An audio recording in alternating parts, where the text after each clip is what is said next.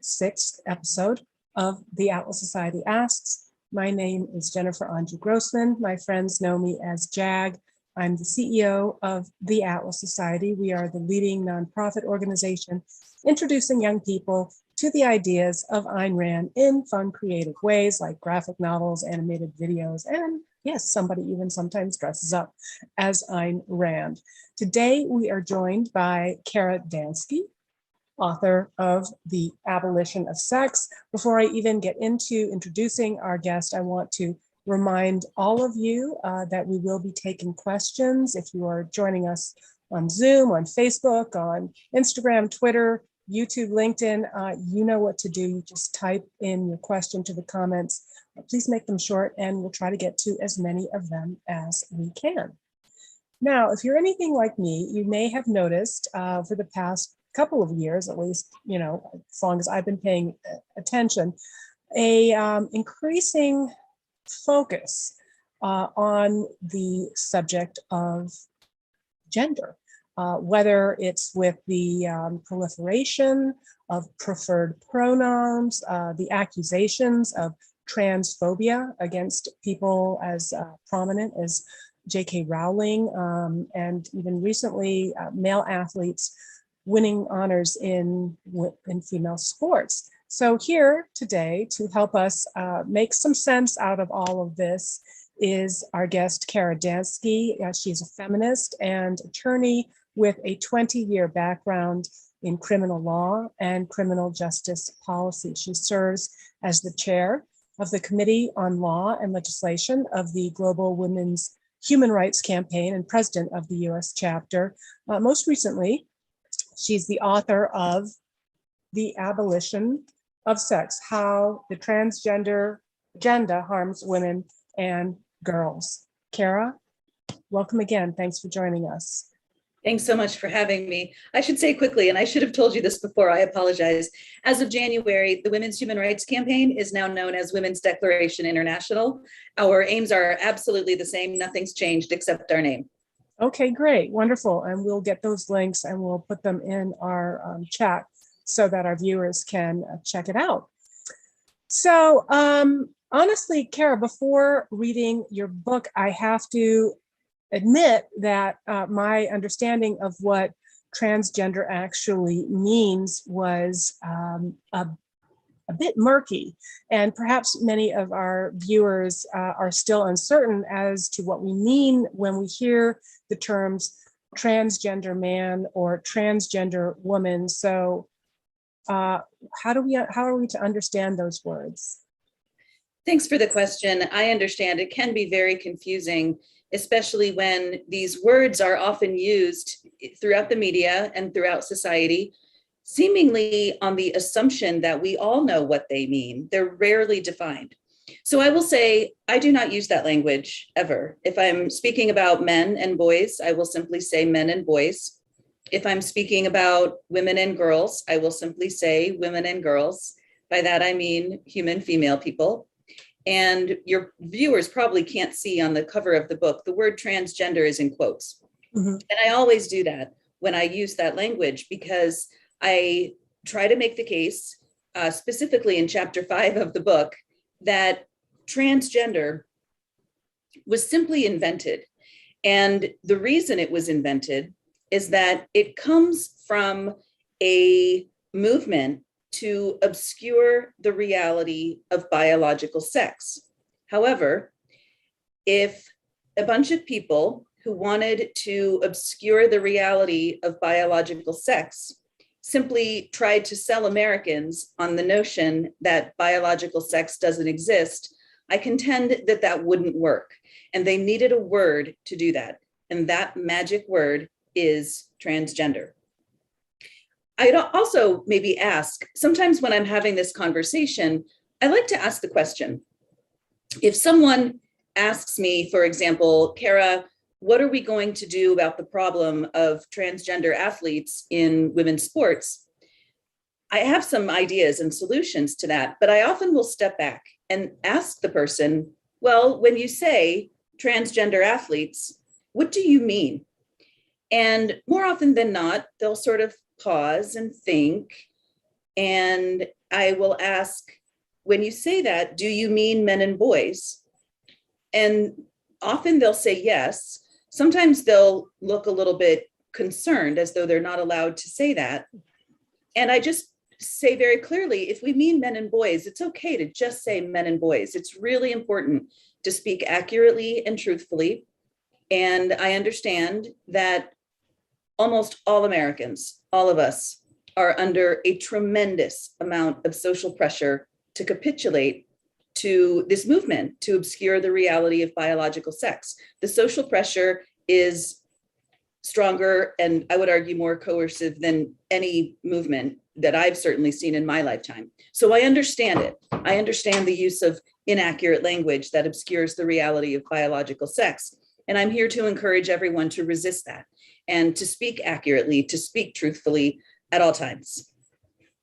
Yes. So because when I was first hearing this term, transgender woman, I flipped it on its head. I thought, oh, it's a woman who says that she's a man. Or when I heard transgender man, it was a man who thinks that she's a woman. But actually, when we hear these terms, at least transgender woman is a man who says he's a woman and is changing, may or not be changing his body to present as a woman, and vice versa. A transgender man is a woman or a girl who is saying or believing that she's a man, and then either presenting as a man or possibly changing her body to present as a man. So that was just kind of where I was trying to clear up, what was even meant when we were talking about it. But what you say really resonates with me, as we were just talking before the break, for all of those Ayn Rand fans who are watching. Ayn Rand was very precise about language and believed, her whole philosophy was summed up in the identity principle, A is A. And you could see that expressed in her dystopian novella Anthem, in which it's about a culture in which the word I has been abolished, and how just even not having access to that word shapes and contorts our thinking. So, but getting back to the book, as you mentioned, the subtitle, How the Transgender Agenda Harms Women and Girls. Again, this is a pretty uninitiated audience. You talked about wanting to obscure biological differences. Could you maybe elaborate a bit on that agenda for our viewers? Sure. And I also just want to refer back to something that you alluded to, which is that some people who refer to themselves as transgender do go on a lifetime's worth of hormones and frequently have life-altering surgeries to what is called affirm their delusion about their actual sex. We're also seeing increasingly in the United States and elsewhere that it's becoming increasingly socially acceptable to simply identify as transgender solely on the basis of a person's say-so. And a lot of people don't understand that.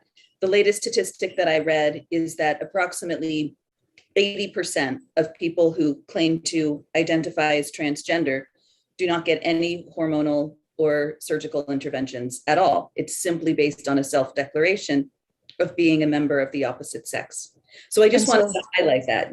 I think that's important, and we're going to get into it a little bit later, because again, hearing reports of condoms being handed out in women's prisons, and there are transgender men, and we would maybe just assume, well, they've had certain parts removed or whatever, but somebody could simply say that they are a transgender woman, they're a male, their body is male, and they're in a women's facility, and that obviously is causing issues. So, but yeah. Again, yeah. So to go back to the question, that's a great segue, because most Americans have no idea that there are men being housed in women's prisons today. So, for example, there's a man who refers to himself as a trans woman. He was convicted of raping a 12-year-old girl. That's what got him in prison. And he's being housed in a women's prison in Washington state. There's another man who was convicted of murdering 12 prostituted women, and he's also being held in the women's prison in Washington state. I believe there are 7 other examples, those 2 perhaps being some of the most egregious in Washington state. And there are countless examples in California. It's not limited to California and Washington state, though. There are policies in place, I believe, in 49 states plus the District of Columbia that permit men to be housed in women's prisons and jails according to some criteria. And that varies state by state, and we probably don't have time to get into all of it. But the point is, there's some variation between states that determines the criteria that a man must satisfy in order to be housed in a women's prison. But the policies exist in 49 states plus DC. That's happening today. And most Americans have no idea that that's true because the media, for the most part, refuses to report on it.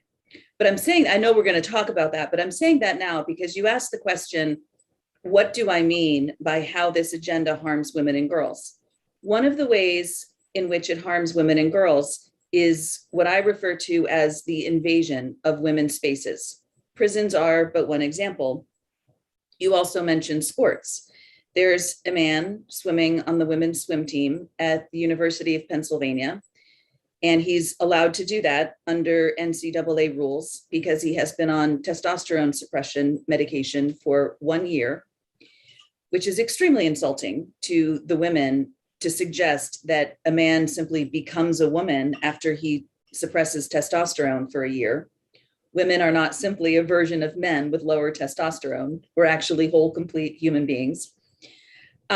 So the invasion of women's prisons, I talk in my book about domestic violence shelters. There are domestic violence shelters that are supposed to be only for women, where the domestic violence shelter can get in trouble for excluding a man if a man wants to be housed there on the basis that he is a transgender woman. And of course, in domestic violence shelters, these are overwhelmingly women who are fleeing abusive relationships with violent men, who do not wish to share spaces with violent men or any men. So prisons, sports, domestic violence shelters, and really, to a certain extent, many public accommodations. So I know we're going to get into the Equality Act and the Biden administration a little bit later, but I'll just give as an example something that happened in California, in Los Angeles this past summer.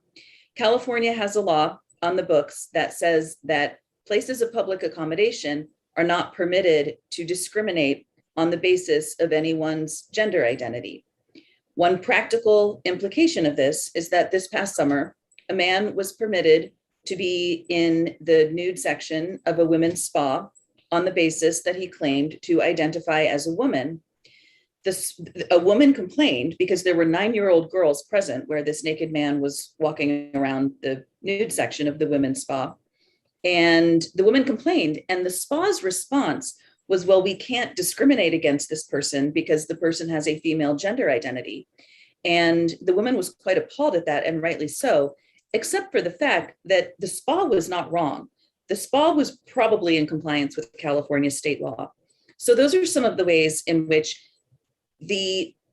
what I refer to as the redefinition of sex to mean gender identity is having very practical implications for the rights, privacy, and safety of women and girls. None of this is theoretical. None of it is hypothetical. It is all happening right now.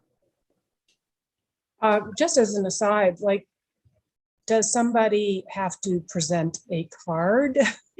Do they get a medical certificate? I mean, like people that have their service dogs or what have you. I don't know. It just is shocking to me that somebody can just say, hey, I'm a woman. I know I don't look like one, but anyway, so again, Kara, one of the misconceptions, big misconceptions about at least on my part, about the topic was the assumption that transgender critics like you and Abigail Schreier were coming from a socially conservative perspective. Brace yourself, kind of a tradition of Phyllis Schlafly. Obviously, now having read your book and familiarized myself with your work, I know nothing could be further from the truth. So why don't you just share with us a little bit about your background and why you, as a feminist, came to believe that this issue was so important? Sure, thanks. I've always been a lifelong Democrat since I registered at 18, except for a very brief period of time when I was a member of the Green Party. And I had a 20-year career, as you said, in criminal law and criminal justice. I graduated from law school. I became a public defender. I worked for various progressive nonprofit organizations doing various criminal justice related advocacy, including from 2012 to 2014, the American Civil Liberties Union, where I worked on the movement to end mass incarceration and the campaign to end police militarization. I did a few more things in the realm of criminal law and criminal justice. And then in 2014, a very good friend woke me up to the really serious dangers that the whole transgender movement, or so-called gender identity, presents to women and girls, and just how anti-feminist it is. I should say, even though I did criminal justice work for 20 years, I've always considered myself a feminist. During college, I did abortion clinic defense. During law school, I volunteered at NARAL. So I've always considered myself a far left feminist. And so starting at the end of 2014, I started to really understand this issue. In 2015, I joined the radical feminist organization, Women's Liberation Front. In 2016, I joined its board. And from 2016 to 2020, I worked very hard in a volunteer capacity to work to secure the rights, privacy, and safety of women and girls in the law. And as I became increasingly well known for doing that work, it became increasingly more difficult to work in the so-called progressive criminal justice reform movement in the US, because what I have to say on this topic is not appreciated for the most part on the left, although I'll say something more about that. So I resigned from the Wolf Board in 2020. I remain a member of that organization. And since then, I have been actively involved in the global movement to defend women's sex-based rights, as we said, in various capacities in connection with Women's Declaration International. One of the things that is so interesting about this whole discussion is I completely understand why you would have made the assumption that opposition to gender ideology is all coming from the political right. And the reason that you would think that reasonably is that that is how the media always frames it, always. But what so many people don't know is that there are millions of leftists, feminists, gay rights activists, evolutionary biologists who are more than happy to stand here and say, I will take a stand for the material reality of biological sex. I will defend the rights of women and girls. Again, all of these people coming from the left, but the media won't talk about it. The media will not platform us. Well, you were talking about people that are from the gay and lesbian community, and that was another reason I was a little, hesitant to prioritize this, because at the Atlas Society, we have a strong commitment to every individual's equality before the law. We have gays and lesbians on our staff, on our faculty. And again, not being terribly sophisticated about the subject, I just see the LGBTQ acronym, and it's the common shorthand to describe those with different sexual orientations. But your contention is that sexual orientation and gender identity have nothing to do with one another. And that furthermore, redefining the word sex to include gender identity is in fact anti-gay and lesbian. So how so? Very much so. And it was really a brilliant strategy to get the T and the Q attached to the L, G, and B. The specific answer to your question is that sexual orientation is fundamentally about sexual attraction to other. So some of us are women attracted to women. Some of us are gay men attracted to men. Some of us are women or men attracted to members of both sexes. And some of us are women or men attracted solely to members of the opposite sex. Whatever the category into which we fit, all of that is fundamentally about attraction to other. Mm-hmm. T and the other letters refer to one's own internal sense. It has nothing to do with attraction to other. So it is a fundamentally different thing. And I think that most Americans don't understand that. At one point, I was having a conversation with a man who runs a very conservative Christian religious organization. And I told him that the majority of people who identify as transgender are straight men. And he looked shocked. He couldn't understand what I was saying. But it's true. The majority of people who claim to have a transgender identity are straight men who are attracted to women. So we're really not dealing with a sexual minority here at all, or anything having to do with sexual attraction to others. And I work with so many women all over the world. I work with some gay men too, but especially lesbians all over the world who are just appalled at what is going on.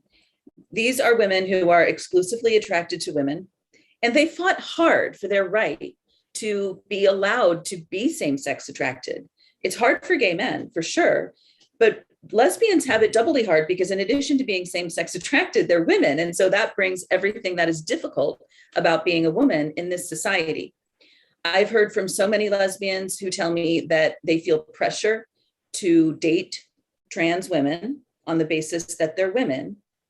But again, the people who fall into the category trans women, according to how that word is used colloquially, are men. And lesbians, by definition, are not attracted to men and shouldn't be compelled to be. I hear the same arguments from gay men, I should say. And I'm not trying to exclude gay men by any stretch. It's just that my organization fights for the rights, privacy, and safety of women and girls. And that very much includes lesbians and bisexual women. Okay. Well, I'm really glad we're clearing up this confusion because, as you can see, it can be quite baffling. So there seems to be two main areas of concern with regard to the transgender movement. One is the dramatic rise in young girls and adolescents who decide that they are transgender and often embark on regimens of hormones and surgeries. And then the other is legal developments, which allow biological males access to women's sports and a range of women's facilities, as we discussed, from restrooms to prisons to shelter. The third might be the degradation in public discourse, in which disagreement with the transgender ideology is not permitted. Your book primarily is about the aspect of the transgender agenda, which involves men claiming to be women. You've described the gender identity movement as left-wing misogyny on steroids, and even call it a men's rights movement intended to objectify women's bodies. So again, help us understand. So the movement to obliterate sex unquestionably is coming from the political left. And as I said, it's a very top-down, top-heavy movement. I know we'll talk in a little bit about what the Biden administration is doing on this front. But fundamentally, this is about sexual objectification. And I try to make the case in chapter 5 of my book that it's actually the ultimate in sexual objectification, because it's suggesting that human beings are nothing other than a series of body parts. And I have come to think that that is absolutely true. I am gravely concerned about the degradation of discourse in society and our inability to talk about these things in most media outlets. I was talking with someone earlier today and just noticing that it has become impossible to say the words "women are female" on the pages of the New York Times. There's something extremely, extremely upsetting about that. I will say one word about the phenomenon of young women being referred to so-called gender clinics. It's really heartbreaking to me and to many people that these young women who are coming into their bodies, coming into their sexuality as young adults, and navigating what is already a very difficult situation. It's very difficult for young women to start developing and have the experience of how they're viewed as sexualized beings in society. And so many women are uncomfortable with that, quite understandably. And today's society is telling these young women that if they're uncomfortable with that, maybe they should just become a boy. And we're seeing skyrocketing numbers of young women who are going on puberty blockers at young ages, going on cross-sex hormones at slightly older ages, getting medically unnecessary double mastectomies and medically unnecessary hysterectomies. And young people whose brains are not fully formed are making the lifelong decision to permanently alter their bodies and to permanently sterilize themselves.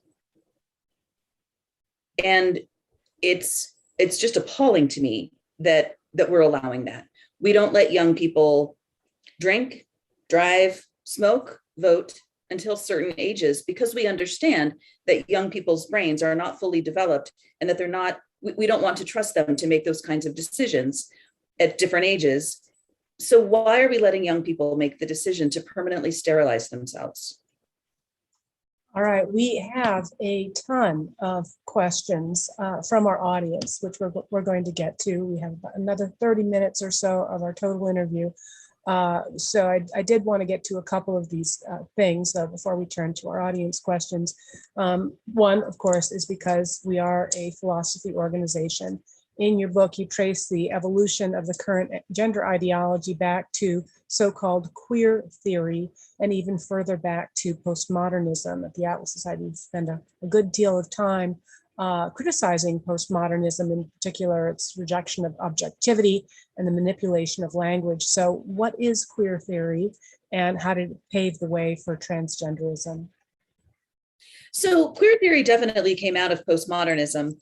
And it fundamentally, there's a lot to say about it, but fundamentally it boils down to the idea that the notion that sex is a spectrum. They talk a lot about queering the binary. So the idea here is that oppression based on sex isn't the problem. The problem is oppression based on the existence of a sex binary. That is really fundamentally anti-feminist, first of all, and it's also just fundamentally anti-reality. But that's what it says. And so when someone talks about queering the sex binary, what they're doing is they are manipulating their audience into somehow believing that because they have a fancy degree behind their name, they somehow have some authority to persuade people to believe something that we know in the core of our being is not true. Okay, so we had referenced this earlier. What's happening on the legislative front? You write about this so-called Equality Act, which passed Congress in February of this past year, and the Senate Judiciary Committee in March. What is it, and what are the ramifications if it is signed into law? So it was initially introduced in 2015, and it's been reintroduced a couple times since then. It was the last time reintroduced, I believe, last year. And yes, you're right, it passed in the House and in the Senate Judiciary Committee, and Senate Majority Leader Schumer has had the ability to bring the legislation to the floor since March of 2021 and has not done so.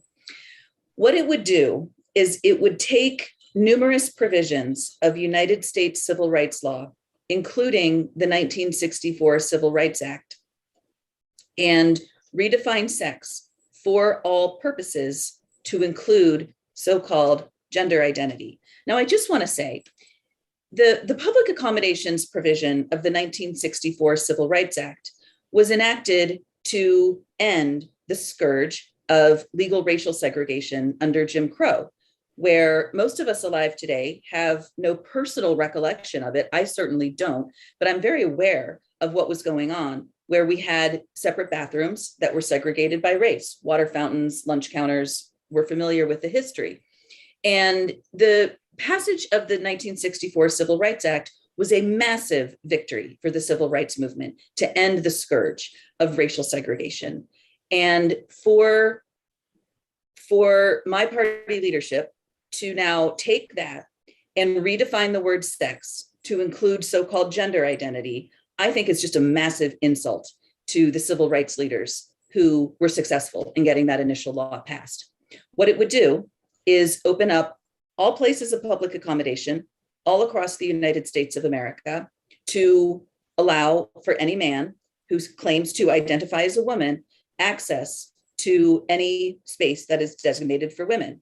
So if a man wants to walk into a hotel and visit the women's restroom in the lobby, he can do that. And if the hotel staff throw him out, he can complain that he was discriminated against on the basis of his female gender identity. Same goes for movie theaters, restaurants, bars, clubs, pretty much every business you can imagine. No space designated for women and girls will be safe. And I have personal experience with this. Even without enactment of the Equality Act, there's a law in place in Washington, D.C., where I live, that is very similar to what the Equality Act would do. And I have had the experience of walking into a public restroom in a restaurant, and there was a man in there wearing a dress and makeup. And I want everyone to understand the consequences of this could not be more dire. They really could not be more dire. I don't want to speculate on why the majority leader did not bring the legislation to the floor of the Senate last year. I will say that my organization, one of the members of our leadership is a constituent of Senator Schumer. She lives in upstate New York, and she was able to secure a meeting with one of his key staff members. And we met, and it happened to be the case. Our organization is nonpartisan. We are Democrats, Republicans, Independents, and Greens. But it happened to be the case that all of those of us who attended that meeting were Democrats. And we said as much to the staffer, and we explained our concerns about the Equality Act. And subsequently, we wrote a letter to Majority Leader Schumer, and we got it signed by over 1,500 women all over the world, explaining why passage of the Equality Act would be a disaster, not only for US women and girls, but for women and girls all over the world. And I don't know, and we submitted that directly to his staff. We didn't just send it off to a generic email address. I don't know if that had any impact on his thinking. I'd like to think it did, but I'm happy to report that the Equality Act did not pass in the US Senate in 2021. I'm 100% certain that if it does, President Biden will sign it. There's no doubt about that. He's made that very clear. So let's get to Biden. You have said that his administration has been steadily, meticulously, and viciously obliterating sex through federal administrative law since the moment that he took office a year ago. So what are some examples of that?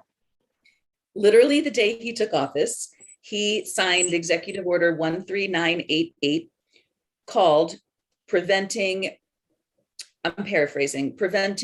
discrimination on the basis of gender identity and sexual orientation throughout federal administrative law. To be very clear, my organization is not at all concerned about protecting sexual orientation in federal law administratively or legislatively. We are very much in favor of protections for lesbian, gay, and bisexual people. Our concern is with gender identity because it represents the complete obliteration of sex and eliminates important distinctions between men and women. So I just wanted to say that. On the very first day he was in office, he signed Executive Order 13988. And then over a period of about 6 months, the Biden administration put out a series of memos and orders, including the Department of Health and Human Services, the Department of Housing and Urban Development, the Department of Education, essentially obliterating biological sex in federal administrative law. The memo that was put out by the Department of Education essentially announces an end to Title IX, Of course, it doesn't use those words, but that's what it is. Effectively, that's what it is. The memo that came out of the Department of Health and Human Services essentially says that in any healthcare facility that receives funding under the Affordable Care Act, those facilities are not permitted to discriminate on the basis of so-called gender identity. What this means effectively is that if a woman is seeking gynecological care, or any care, but I'm using gynecological care for obvious reasons, in a healthcare facility that is funded under the ACA, if that facility provides her with a male healthcare provider who claims to identify as female, there's nothing she can do about it.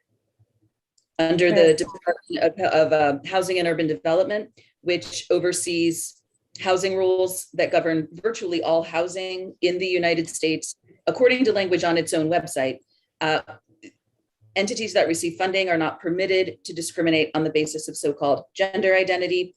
This includes domestic violence shelters that receive federal funding, college dormitories that receive federal funding. Any housing that is designated as single sex is no longer permitted under the administration to discriminate on the basis of so-called gender identity.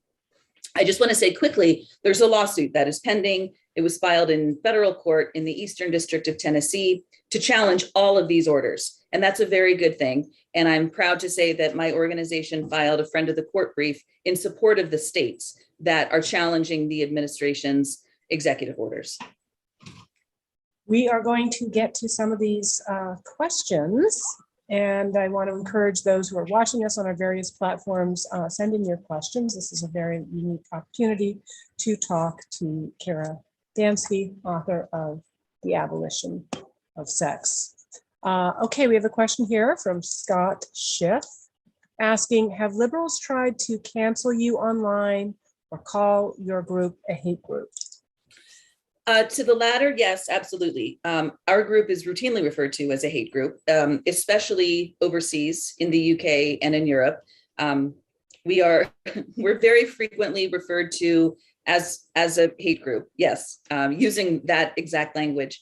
Personally, I've taken hits for this in my professional career.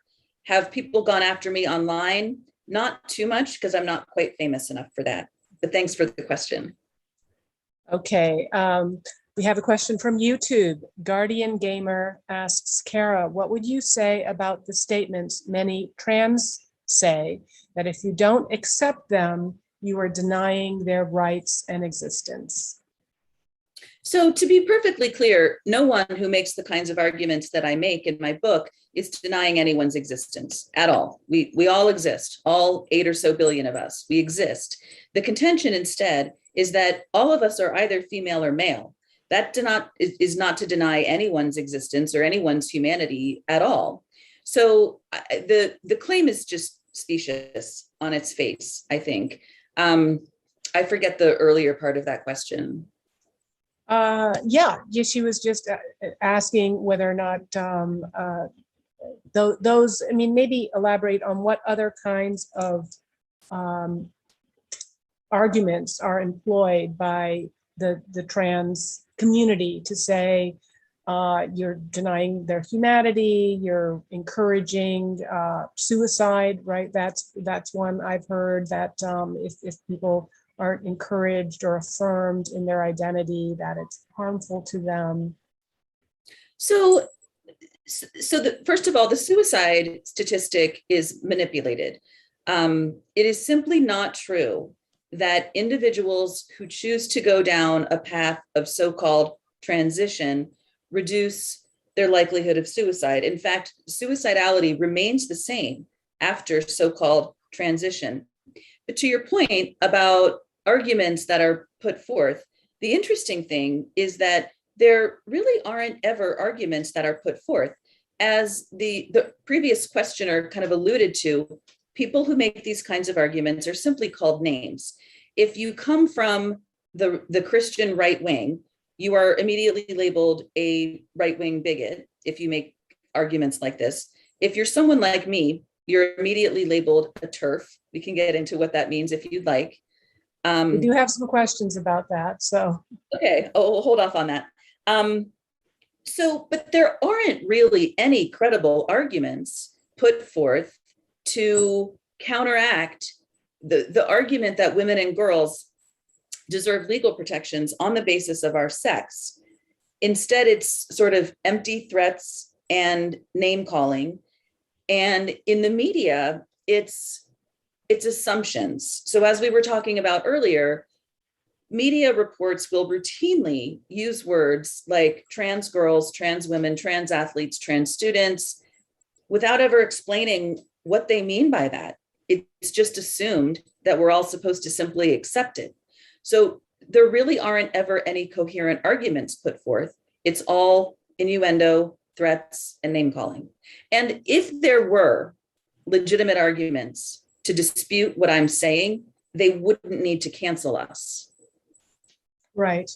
I think sometimes those who are the most vitriolic and most hostile and insulting, it just reveals that they don't have solid arguments on their side to win a debate.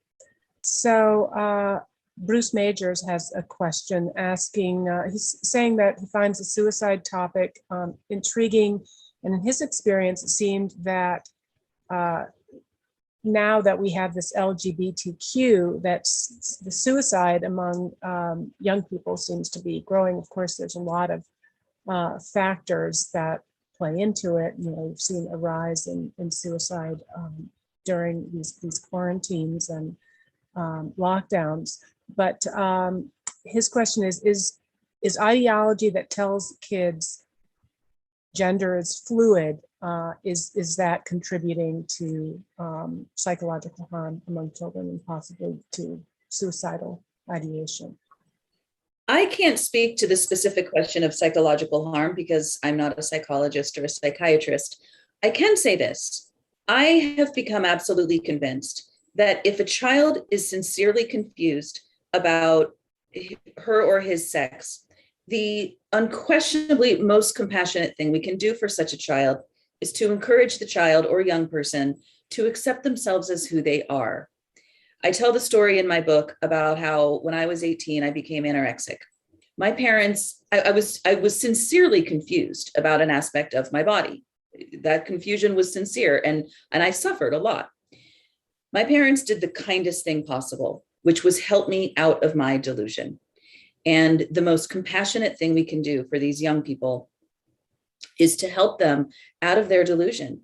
All these girls, all these boys who have a sincere confusion about what's going on, the most compassionate thing is to be kind and help them come to accept themselves just as they are. I will also just add, yes, there is a disturbing amount of complete junk science being taught in our schools at all levels, down to the kindergarten level. I've read a kindergarten curriculum that teaches 5-year-olds that some girls are actually boys and some boys are actually girls, and you can be whatever you want.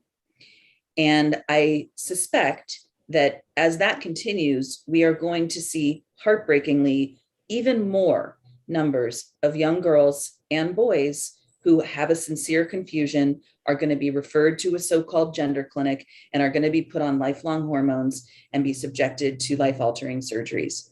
And I'm sorry, I get a little emotional when I talk about that aspect. It's just horrifying. So getting back to terms, you mentioned TERF. We've got questions about that in your introduction here, the transgender delusion, observations of a TERF. So what is a TERF? So the term TERF was initially created by misogynists who don't want women to speak up for ourselves. It stands, or is said to stand, for trans exclusionary radical feminist. And it's an insult that's hurled at people like me, people like JK Rowling. I don't want to put myself in the same category as JK Rowling. That was so obnoxious. But no, I mean, it is an insult that is hurled at women who stand up for our rights, privacy, and safety. And an interesting thing happened last fall where comedian Dave Chappelle had a Netflix special on called The Closer. You can find it on Netflix. And about 3/4 of the way through, he starts talking about this topic. And at one point, he defends JK Rowling and he announces that he's Team TERF. So a lot of feminists have just taken it back.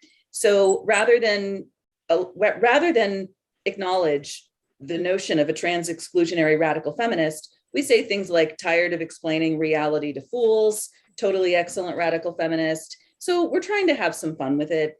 And I also just want to say that it's inaccurate. So the term trans exclusionary is just wrong because radical feminists include women who claim to identify as men or identify as trans as women. So it's not as though radical feminists are excluding anyone who claims to identify as transgender. The category of people that we would like to exclude from our intimate spaces is men and boys. Well, Kara, I just want to let you know, reading our comment stream here, you are getting a lot of kudos. People saying that you're very brave for speaking out, and so you've won a few converts and admirers. Again, another term that we hear is this issue of gender dysphoria. Where does that fit in with the whole transgender? I mean, that's been something that's been studied for a while, right? It's in the DSM, the Diagnosis and Statistics Manual that contains psychological diagnoses and others. So it's in the DSM as a diagnosis that someone can be given. And if I understand correctly, the thrust of it is that a person who is said to have a sincere belief that the person is what people will say is the opposite gender has gender dysphoria. I take a little bit of issue with the term gender dysphoria because if there are people who are sincerely confused about their sex, I would say that that is sex dysphoria. It's not gender dysphoria. A whole part of the problem that we haven't even really gotten into is the interchangeability of those terms and the widespread use of the term gender when what the person actually means is sex. So I'm not a psychologist, so I can't speak to the details of a diagnosis of gender dysphoria. I don't like it for political reasons because if it does mean a person who is sincerely confused about their sex, then it should be sex dysphoria. Okay, interesting. I am going to probably save the question for last, which is your concerns as a Democrat about the prospects of the Democratic Party and your belief that this whole agenda is actually weakening the Democratic Party's electoral prospects. We have a few others that are coming in here that are interesting. Vance Mabry, who's watching us on Facebook, I think asks a fair question, which is it okay for men and boys to exclude women from their spaces? Do you think the Boy Scouts should have stood firm and say, we have the Boy Scouts, you can have Girl Scouts, but we're not going to be admitting other sex, other genders to our group? So I think what you meant was where the proposal is like, should we have kept Boy Scouts and Girl Scouts and not allow Scouts to self-identify as members of the opposite sex? Right? Yeah. That was, yeah. Okay. I also think it's a fair question about organizations like Scouts. I think when it comes to the general question of whether it's okay for men and boys to exclude women and girls, we have to take both a historical approach and a practical approach. So historically, there have been spaces that were reserved for men and boys, golf clubs, dinner clubs, things like that, that excluded women and girls. And the reason that they did that was not for the safety of the men and boys in question. The reason was to keep men and boys in positions of power and women and girls at home. So that was very much a deliberate strategy to maintain a system where men are on top in society and women are kept in a position of subservience. What we're talking about here is something very different. We're talking about the rights of women and girls to be in intimate spaces where I'm just going to say it, we might be menstruating. I heard a story the other day of a woman who knew she was having a miscarriage and she ran into a women's room where she did have a miscarriage.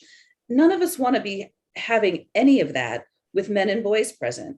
And we also have to acknowledge the reality that male violence against women is a really serious problem. We know from the statistics that 98% of rapes are committed by men against women in this country. By definition, in many other countries, a rape by definition can only be committed by a man.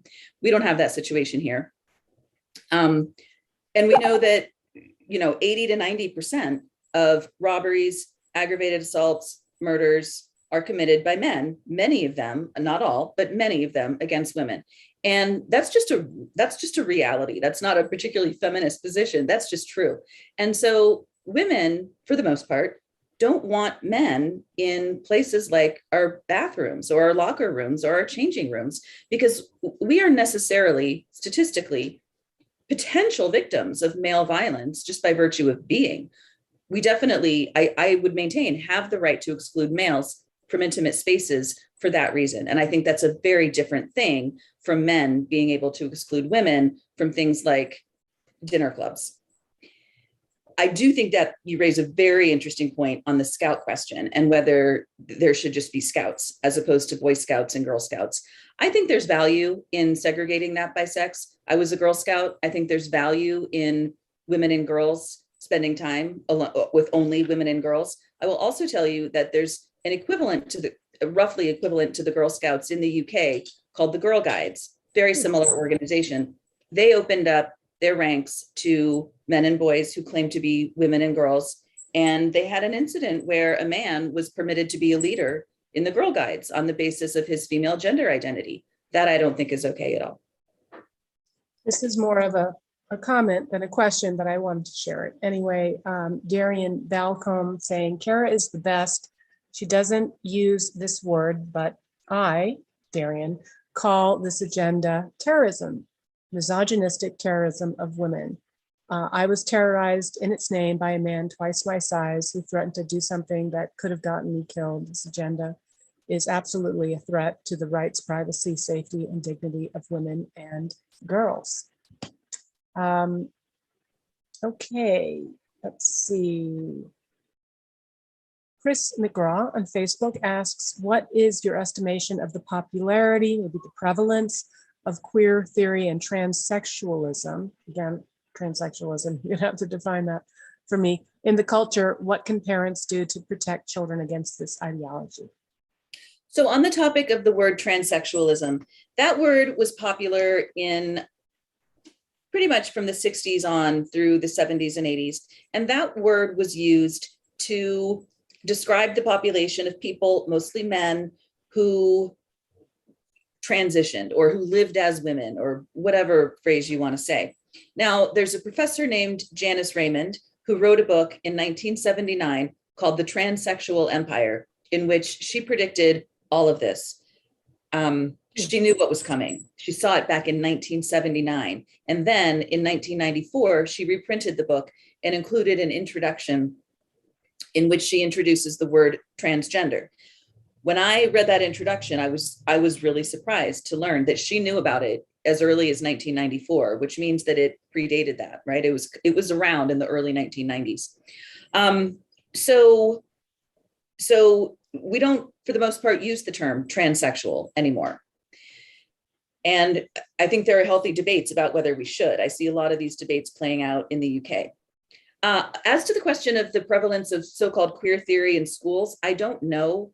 I will say that the US chapter of Women's Declaration International is engaged in a FOIA project where we are doing our best to file as many FOIA requests as we can in various local and state education departments so that we can find out what's being taught to kids in our country.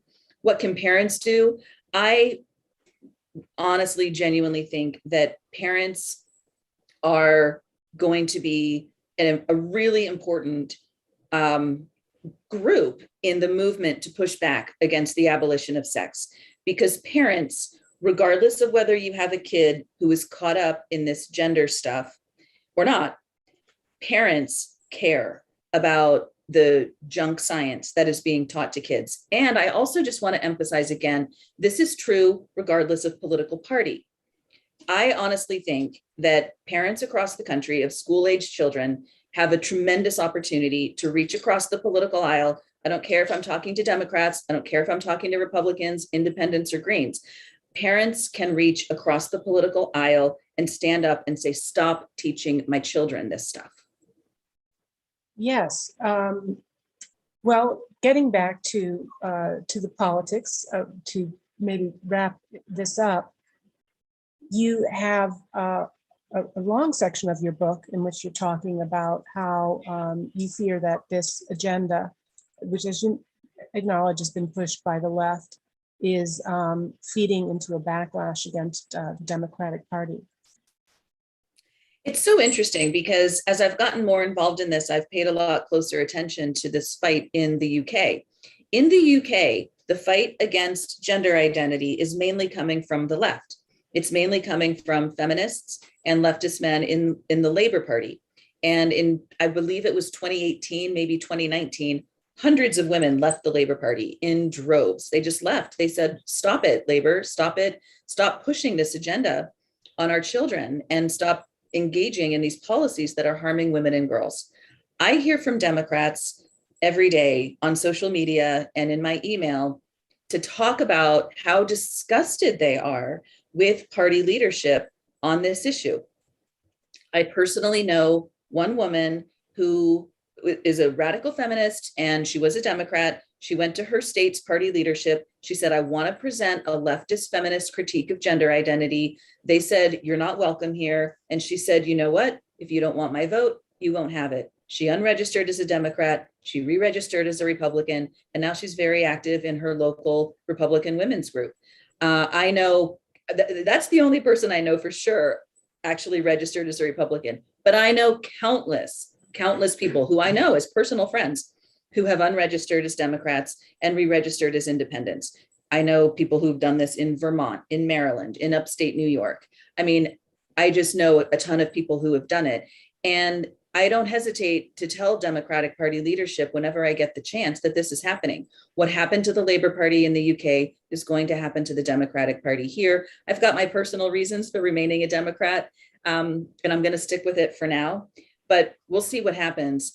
Democratic strategist James Carville has not talked specifically about the gender issue, but he has also publicly warned Democrats that if they go in the direction that they're going to lose rank and file Democrats all over the country. And I think he's right. Yeah, I think it's not just related to the gender identity movement, but the identity politics movement in general. I think there used to be a broad consensus in the United States that that we're all individuals and we're pursuing our own interests and not necessarily need to be seeing ourselves as members of different tribal camps with conflicting interests. So we are actually at the top of the hour. Kara, anything that, any final thoughts that you want to add? Again, folks, this is her book, The Abolition of Sex, How the Transgender Agenda Harms Women and Girls. I would highly recommend that you get it. We're putting the Amazon link into the chat, and it's an Audible version is in the works. So Kara, how do we follow you? And for those who would like to help, what can we do? Thanks so much. I just want to quickly say, a lot of people in talking about this issue, when they listen to what we're saying, they say, wow, Kara, it almost seems like the whole transgender thing is an example of the emperor has no clothes. That's exactly right. This is an emperor who has no clothes. We're all running around acting as though the emperor is wearing clothes because we all think that everyone else can see the emperor's clothes. And we all need to understand that this emperor is not wearing any clothes. And we need to all be the kid who says so and encourage others to stand up and say so. Please visit womensdeclaration.com, where you can find the global declaration on women's sex-based rights. It's been signed by nearly 30,000 people all over the world in several hundred countries. Please also visit the US chapter at womensdeclarationusa.com, where you can learn more about what we're doing here to combat this. And if you'd like, you're welcome to follow me at karadansky.com as well. And on Okay. Twitter at kdansky. Wonderful. Well, thank you very much, Kara, for taking the time to have this conversation with us, for taking the slings and arrows of stating a politically inconvenient, incorrect truth, and for trying to preserve women's rights and their safety and their dignity and their safe spaces. We thank you. Thank you so much.